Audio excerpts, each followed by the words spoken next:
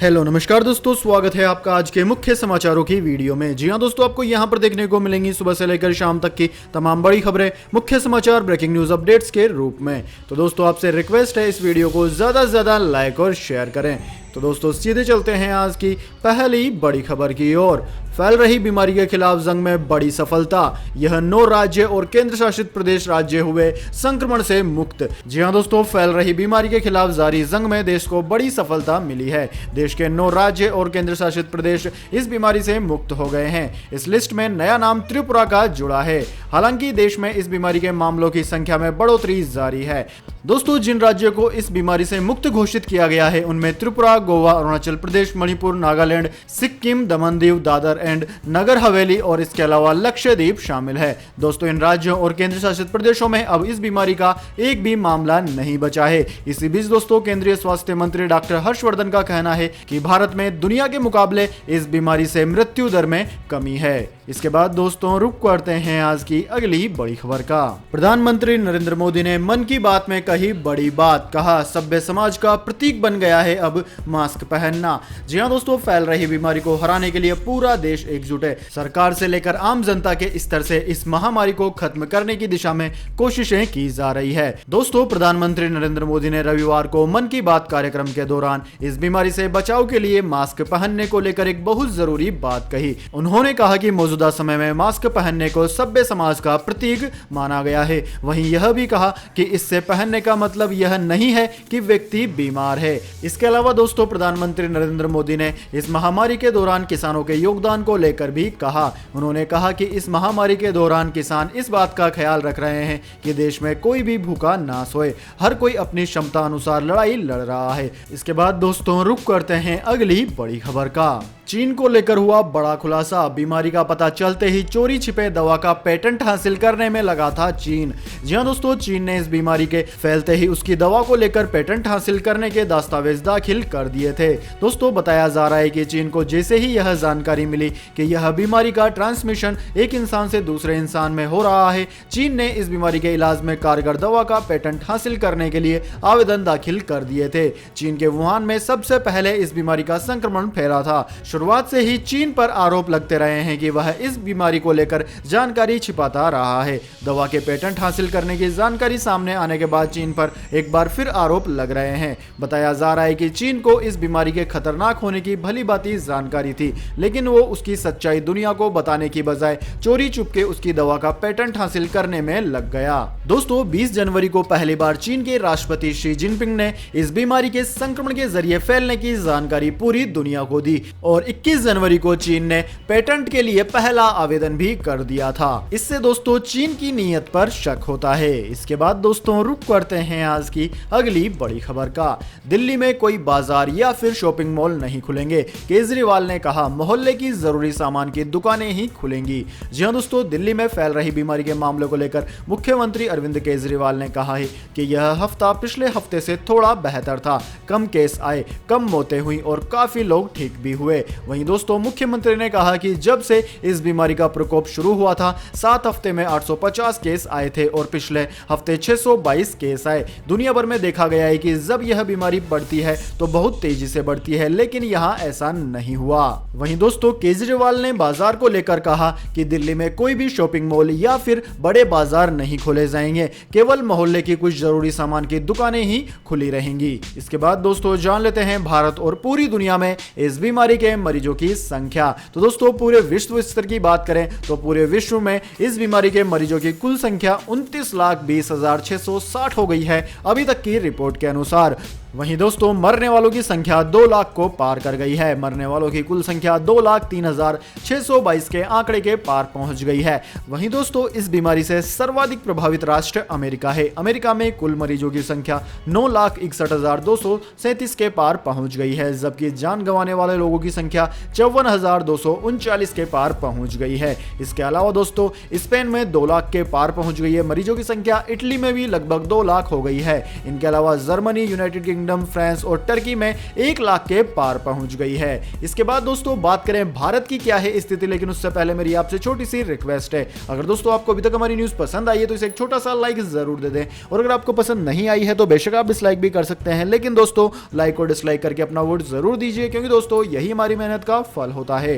तो दोस्तों जल्दी से जान लेते हैं क्या है भारत की स्थिति। तो दोस्तों जैसा कि आप यहां पर स्क्रीन पर देख सकते हैं, भारत में आज यानी कि पिछले 24 घंटों में 1268 नए मामले दर्ज किए गए हैं और कुल मरीजों की संख्या 27,584 हो गई है। इसके अलावा दोस्तों पिछले 24 घंटों में 50 लोगों ने अपनी जान गंवा दी है और कुल मरने वालों की संख्या 875 को पार कर गई है। दोस्तों भारत में सर्वाधिक संख्या महाराष्ट्र में मरीजों की है, महाराष्ट्र में 8,068 को पार कर गई है मरीजों की संख्या। इसके अलावा गुजरात, दिल्ली, राजस्थान, मध्य प्रदेश, तमिलनाडु, उत्तर प्रदेश, आंध्र प्रदेश, तेलंगाना में 1000 से अधिक मरीज हैं। इसके बाद दोस्तों रुक करते हैं आज की अगली बड़ी खबर का। अपनी अजीबोगरीब सलाह के कारण फिर घिरे अमेरिका के राष्ट्रपति डोनाल्ड ट्रंप, दिया था विवादित बयान और मीडिया पर भी भड़के। जी हां दोस्तों, अमेरिकी राष्ट्रपति डोनाल्ड ट्रंप ने कीटाणुनाशक इंजेक्ट करने वाले बयान के बाद एक बार फिर ऐसी बात कह दी है जिससे लेकर विवाद पैदा हो गया है। दरअसल दोस्तों राष्ट्रपति डोनाल्ड ट्रंप ने कहा है कि इस बीमारी के विषय पर हो रही उनकी नियमित प्रेस वार्ता उनके समय और प्रयास की बर्बादी है, क्योंकि पारंपरिक मीडिया उनसे सिर्फ प्रतिकूल सवाल करती है। ट्रंप का यह बयान ऐसे समय में आया जब पहले ही उन्हें अपने बयानों को लेकर आलोचना का सामना करना पड़ रहा है। दोस्तों ट्रंप ने कुछ दिन पहले ही पराबैंगनिक किरणों या फिर सुई से कीटाणुनाशक देकर इस बीमारी के मरीजों के इलाज की संभावना की सलाह दी थी, लेकिन इस पर उन्हें तीखी आलोचनाओं का सामना करना पड़ा था। उनकी अजीबोगरीब सलाह के कारण कई लोगों ने कीटाणुनाशक को इंजेक्शन की मदद से अपने शरीर में डाल दिया, जिससे कई लोगों की तबीयत खराब हो गई। इसके बाद दोस्तों रुक करते हैं आज की अगली बड़ी खबर का। मौसम समाचार, वेदर अपडेट। दिल्ली एनसीआर में छाए बादल, जानिए क्या है अगले 24 घंटे में कैसा रहेगा मौसम का हाल। दोस्तों गर्मी के मौसम में बारिश का सिलसिला जारी है। दिल्ली एनसीआर में इस समय मौसम काफी सुहावना है। पश्चिमी विक्षोभ के प्रभाव के कारण मौसम का मिजाज रविवार को फिर बदल गया था। इसके अलावा गाजियाबाद और गुरुग्राम के कई इलाकों में बारिश भी देखने को मिली। मौसम विज्ञान विभाग के मुताबिक आज पूरे दिन मौसम ऐसा ही रहेगा। इससे पहले दोस्तों भारतीय मौसम विज्ञान विभाग यानी कि इंडियन मेट्रोलॉजी डिपार्टमेंट ने दिल्ली एनसीआर में अगले 2 दिनों तक बारिश का पूर्वानुमान जारी किया है। इसके साथ ही अधिकतम तापमान 37 डिग्री और न्यूनतम तापमान 22 डिग्री रहने का अनुमान लगाया है। वहीं दोस्तों अगले 24 घंटों के दौरान पूर्वोत्तर भारत, उप हिमालय, पश्चिम बंगाल, सिक्किम, झारखंड, आंतरिक तमिलनाडु, केरल, दक्षिणी कर्नाटक, तटीय आंध्र प्रदेश, तेलंगाना, उत्तराखंड और उत्तर प्रदेश में कुछ स्थानों पर प्री मानसून बारिश हो सकती है। इसके साथ ही दोस्तों अगले 24 घंटों के दौरान हरियाणा और दिल्ली में भी छुटपुट जगह पर बारिश और आंधी के आसार हैं। उत्तर व पूर्वी राजस्थान के कुछ हिस्सों में धूल भरी आंधी और बारिश संभव है। इसके साथ ही दोस्तों मौसम वैज्ञानिकों के अनुसार अगले 2 दिनों तक इसी तरह दिल्ली एनसीआर के क्षेत्रों में रुक रुक कर बारिश होती रहेगी। इसके बाद दोस्तों रुक करते हैं आज की अगली बड़ी खबर का। भारत के सुंदर पिचाई बने दुनिया में सबसे ज्यादा वेतन पाने वाले अधिकारी, सैलरी सुनकर आपके भी उड़ जाएंगे होश। जी हां दोस्तों, अमेरिका की दिग्गज टेक कंपनी अल्फाबेट इंक के सीईओ सुंदर पिचाई को 2019 में कुल 28.1 करोड़ डॉलर यानी कि 2144.53 करोड़ की सैलरी मिली। इसमें वेतन भत्ता एवं कंपनी के शेयर एवं अन्य लाभ शामिल हैं। दोस्तों भारतवंशी सुंदर पिचाई दुनिया के सबसे अधिक सैलरी पाने वाले अधिकारियों में शामिल हैं। दोस्तों आपकी जानकारी के लिए बता दें, सुंदर पिचाई 1972 में भारत के चेन्नई में जन्मे थे। कंपनी ने शेयर बाजार को दिए एक रिपोर्ट में बताया है कि सुंदर पिचाई के पैकेज में अधिकतर हिस्सा स्टॉक अवार्ड का है। इसमें से कुछ का भुगतान अल्फाबेट के शेयरों के प्रदर्शन के आधार पर किया जाएगा। यानी कि दोस्तों दुनिया में सबसे ज्यादा सैलरी लेने वाला व्यक्ति भी भारत का ही है। इसके बाद दोस्तों रुक करते हैं आज की अगली बड़ी खबर का। एयरटेल, वोडाफोन और बीएसएनएल के करोड़ों ग्राहकों को मिला तोहफा, बिना रिचार्ज कराएं अब इस दिन तक कर सकते हैं बातें। जी हां दोस्तों, देश में फैल रही बीमारी की मार से बंद घोषित किया हुआ है और दोस्तों यह बंद 3 मई तक चलेगा। ऐसे में अगर आप वोडाफोन, आइडिया या फिर एयरटेल के प्रीपेड ग्राहक हैं तो आपके लिए इन कंपनियों ने बहुत ही बड़ी राहत दी है। दरअसल दोस्तों इन टेलीकॉम कंपनियों ने 3 मई तक प्रीपेड ग्राहकों की वैलिडिटी बढ़ा दी है। तीनों कंपनियों ने अपने प्रीपेड ग्राहकों के लिए यह ऐलान कर दिया है। इसके साथ ही तीनों कंपनियों ने किसी दूसरे उपभोक्ता का रिचार्ज करने पर कमीशन की सुविधा देने का भी ऐलान किया है। इसके अलावा दोस्तों भारतीय एयरटेल ने अपने एक बयान में कहा कि कुछ प्रीपेड ग्राहकों ने ऑनलाइन, एटीएम, किराना से रिचार्ज करा लिया है, लेकिन अभी भी 3 करोड़ ऐसे ग्राहक हैं जो रिचार्ज नहीं करा पा रहे हैं। उन्हीं सभी लोगों के लिए वैलिडिटी को 3 मई तक बढ़ा दिया गया है। इसके बाद दोस्तों रुक करते हैं आज की अगली बड़ी खबर का। पाकिस्तान में इस बीमारी से 160 डॉक्टर हुए संक्रमित, पीपीई किट की कमी के खिलाफ विरोध है जारी। जी हां दोस्तों, पाकिस्तान में इस बीमारी से संक्रमित होने वाले डॉक्टरों की संख्या शनिवार को बढ़कर 160 हो गई है, जबकि 3 स्वास्थ्य कर्मियों की मौत भी हो चुकी है। वहीं दोस्तों देश में व्यक्तिगत सुरक्षा उपकरण यानी कि पीपीई की कमी को लेकर मेडिकल स्टाफ का विरोध शनिवार को 9वें दिन भी जारी रहा। दोस्तों पाकिस्तान मेडिकल एसोसिएशन के अनुसार एक हफ्ते से भी पहले इस बीमारी के संक्रमित हुए डॉक्टर मोहम्मद जावेद इकबाल की पेशावर में मौत हो गई। इससे पहले गिलगिट बाल्टिस्तान और कराची में एक डॉक्टर की इस बीमारी से मौत हो गई थी। दोस्तों एसोसिएशन के अनुसार अब तक 160 डॉक्टर समेत 250 स्वास्थ्य कर्मी इस बीमारी से संक्रमित हो गए हैं, जिसके खिलाफ पाकिस्तान में पंजाब स्वास्थ्य विभाग के बाहर डॉक्टरों एवं नर्सों के संगठनों का विरोध प्रदर्शन जारी है। इसके बाद दोस्तों रुक करते हैं आज की अगली बड़ी खबर का। राहुल गांधी ने कहा इस बीमारी को हराने के लिए टेस्टिंग बढ़ाने की है जरूरत, हर दिन हो 1 लाख टेस्ट।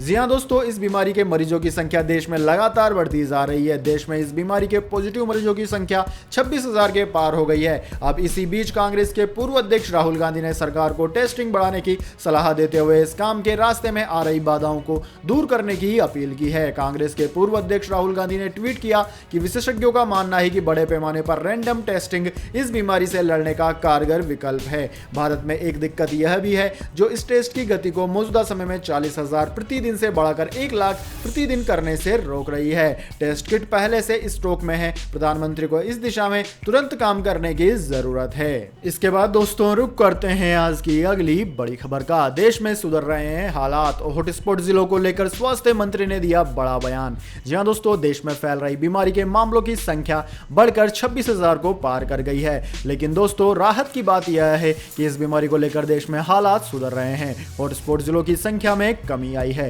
केंद्रीय स्वास्थ्य मंत्री डॉक्टर हर्षवर्धन ने रविवार को यह बात कही। डॉक्टर हर्षवर्धन ने आज दिल्ली में एम्स ट्रॉमा सेंटर का दौरा किया और इस बीमारी से निपटने के लिए तैयारियों का जायजा भी लिया। डॉक्टर हर्षवर्धन ने कहा कि देश में इस बीमारी को लेकर स्थिति में सुधार आ रहा है। हॉटस्पॉट जिले अब गैर हॉटस्पॉट जिलों में बदल रहे हैं। यानी कि दोस्तों स्वास्थ्य मंत्री ने साफ कह दिया है कि भारत में इस बीमारी के हालातों में सुधार आ रहा है। हालांकि दोस्तों अगर पिछले 2-4 दिनों की रिपोर्ट देखी जाए तो हर दिन मरीजों की संख्या में बढ़ोतरी दर्ज की गई है, लेकिन इसका कारण ज्यादा टेस्टिंग है। तो दोस्तों यह थे आज के मुख्य समाचार। इसके बाद दोस्तों बारी आती है आज के माइंड क्विज क्वेश्चन की। जी हां दोस्तों, एक आसान से सवाल का जवाब देकर आप जीत सकते हैं एक अमेजिंग सरप्राइज गिफ्ट हमारे यूट्यूब चैनल की ओर से। तो दोस्तों आज का सवाल आपकी स्क्रीन पर आ चुका है। पेट्रोल से लगी आग को किस चीज से बुझाया जा सकता है? जी हां दोस्तों, अगर आप जानते हैं कि पेट्रोल से जो आग लगती है उसे कैसे बुझाया जाए तो अपना उत्तर कमेंट बॉक्स में लिख दीजिए। अगर दोस्तों आपका जवाब होता है एकदम सही और आप चुन ले जाते हैं लकी विजेता के रूप में, तो आपको मिलेगा एक अमेजिंग सरप्राइज गिफ्ट हमारे यूट्यूब चैनल की ओर से। तो दोस्तों जल्दी से अपना उत्तर कमेंट बॉक्स में लिख दीजिए, वीडियो को लाइक कर लीजिए और चैनल को सब्सक्राइब करके बेल आइकन भी दबा लीजिए। धन्यवाद। वंदे मातरम। जय हिंद, जय भारत।